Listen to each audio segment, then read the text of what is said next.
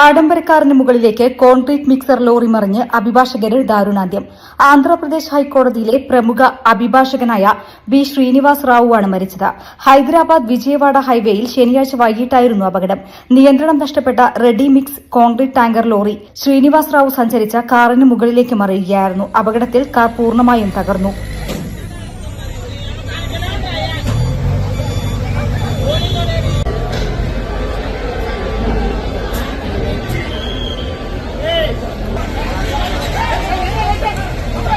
അമരാവതിയിൽ നടന്ന bar council തെരഞ്ഞെടുപ്പിൽ പങ്കെടുത്ത ശേഷം ശ്രീനിവാസ് റാവു ഹൈദരാബാദിലേക്ക് മടങ്ങുന്നതിനിടെയായിരുന്നു അപകടം. അപകടത്തിൽ പൂർണ്ണമായും തകർന്ന കാർ വെട്ടിപ്പൊളിച്ചാണ് ശ്രീനിവാസ റാവുവിന്റെ മൃതദേഹം പുറത്തെടുത്തത്.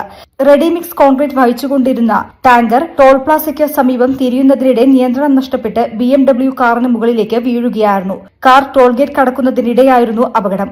News desk media vision.